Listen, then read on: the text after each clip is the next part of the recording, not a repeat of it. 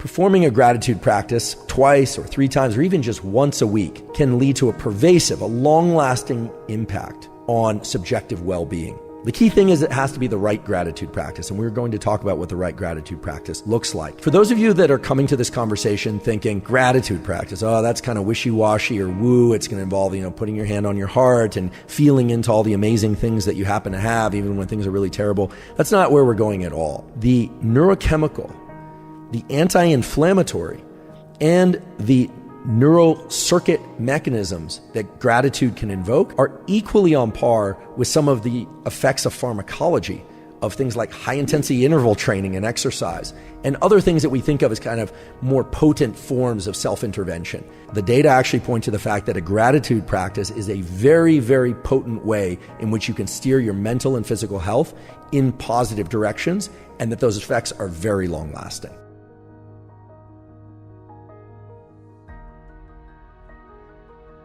What's really beautiful about gratitude practices is that if they're performed repeatedly, and not even that often, but repeatedly, then one can actually shift their neural circuits such that the seesaw that I'm calling pro-social versus defensive behaviors can actually start to tilt. And the little hinge, if you will, on the seesaw in the middle can be adjusted in a little tighter when the side for gratitude and for well-being and for feelings of happiness is a little bit higher. We now know with certainty that a regular gratitude practice can shift the pro-social circuit so that they dominate our physiology and our mindset in ways that can enhance many, many aspects of our physical and mental health by default. So we don't always have to constantly be in practice trying to be happy. Gratitude is a mindset that activates prefrontal cortex, and in doing so sets the context of your experience such that you can derive tremendous health benefits, which leads us to the question, what kind of gratitude practice is going to accomplish this, right? Because it is not simply the case that I could take a knife, please don't do this experiment, and cut my hand and say, I'm going to enjoy this. I'm doing this because this is good for me, and it won't hurt. Of course it'll hurt, but I can't lie to myself. If I have some knowledge that cutting myself is bad for me, that's very hard to override.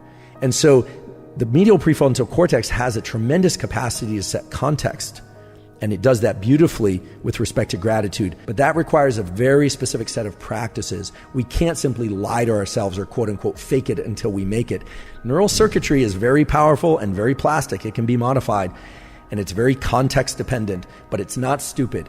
And when you lie to yourself about whether or not an experience is actually good for you or not, your brain knows. So what does an effective gratitude practice look like? Let's examine what an ineffective, what a poor gratitude practice looks like, because therein lies some really important information, including the fact that I think millions of other people out there are doing it wrong. Most gratitude practices that you see online and that people talk about in various talks and so forth involve something like writing down or reciting or thinking about 5 or 10 or 3 or 20 things that you're especially grateful for. Then really trying to feel into some of those, really try and think deeply about the emotions, the sensations, the perceptions that are associated with those particular people, places, and things on your list. Most studies actually point to the fact that that style of gratitude practice is not particularly effective in shifting your neural circuitry, your neural chemistry,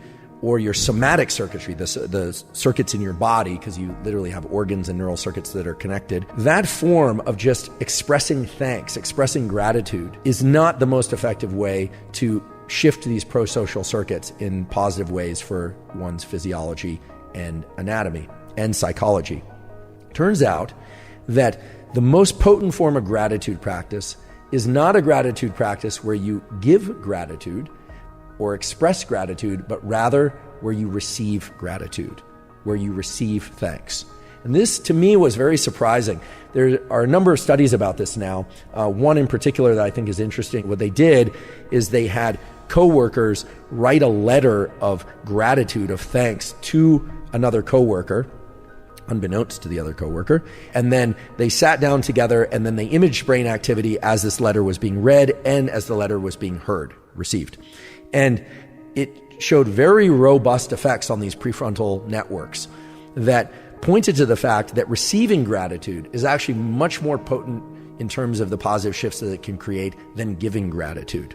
So this raises a couple of important points. First of all, if you are somebody who is prone to write letters of gratitude or saying things that are genuine expressions of gratitude, this could be by text or in person or by phone, you have within you a very potent form of shifting somebody else's neurology. Now, that's wonderful, and I think there are many people like that out there. But for many people who want to experience the positive effects of gratitude, it's probably not the most advantageous approach to just sit around waiting, hoping that someone's going to deliver all these letters or words of gratitude. How is it that you can create that sense of receiving gratitude for yourself and thereby derive the effects of gratitude as outlined in this particular study?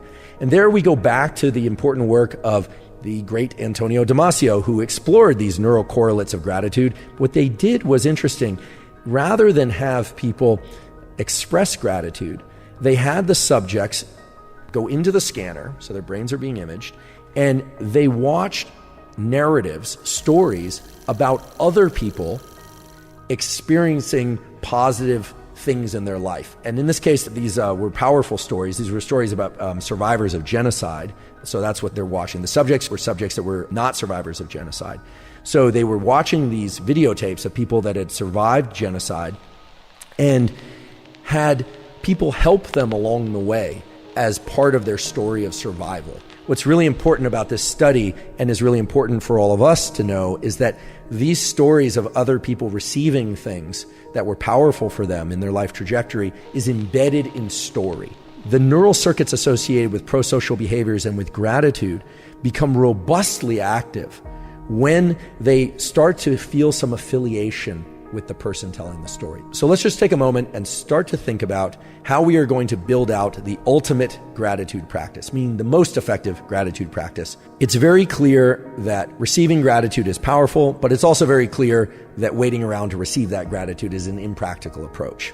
It's very worthwhile, I believe, to find someone's narrative that's powerful for you. It's got to be a story that inspires you. We can actually observe someone else getting help, someone else giving help, and that observation of our species doing that for one another allows us to experience the feeling of a genuine chemical and neural circuit activation lift, if you will. It's clear that an effective gratitude practice has to be repeated from time to time. So what I would not suggest is that we build a protocol in which you're constantly foraging for inspirational stories over and over again. The most effective protocol or tool is going to be either to think into when somebody was thankful for something that you did and really start to think about how you felt in receiving that gratitude, or I should say, imagining or thinking about deeply the emotional experience of somebody else receiving help. Now, what narrative you select is going to be very dependent on you and your taste. It's going to be very dependent on what resonates with you. But again, I want to emphasize that the story that you select does not have to have any semblance to your own life experience. It's just about what happens to move you. And so the way that one could do this, and actually I've started this practice for myself on the basis of the learnings I've had in the last few weeks around preparing for this episode, is to find a story that's particularly meaningful for you, and then to just take some short notes, bullet point notes, maybe list out, for instance, on just a small sheet of paper about what the struggle was, what the help was, and something about how that impacts you emotionally.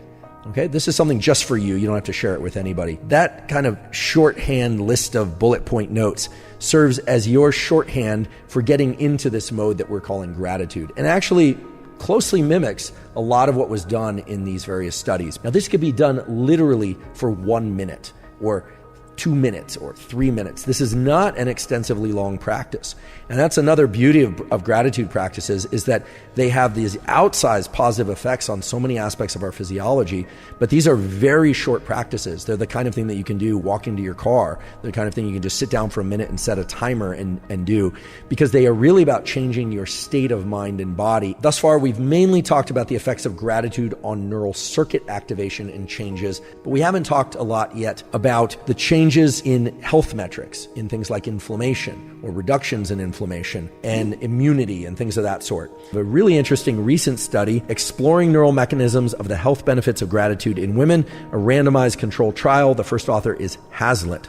Women who had a regular gratitude practice of the sort that we've been talking about up until now showed reductions in amygdala activity, a brain area associated with threat detection, an intimate part of the fear network in the brain. So reductions in amygdala activation and large reductions in the production of something called TNF-alpha, tumor necrosis factor alpha, and IL-6, interleukin-6. TNF-alpha and IL-6 are inflammatory cytokines. These are chemicals that exist in your body and that are released from cells when there is damage or kind of a systemic stress, when your system is in duress. And in the short term, they can be beneficial. They can call in signals for wound healing and repair of cells, etc. But you don't want TNF-alpha and IL-6 levels to be too high, and you don't want those levels to be up for too long. And so this study is really nice because they showed significant effects in reducing TNF-alpha and IL-6 in response to a gratitude practice.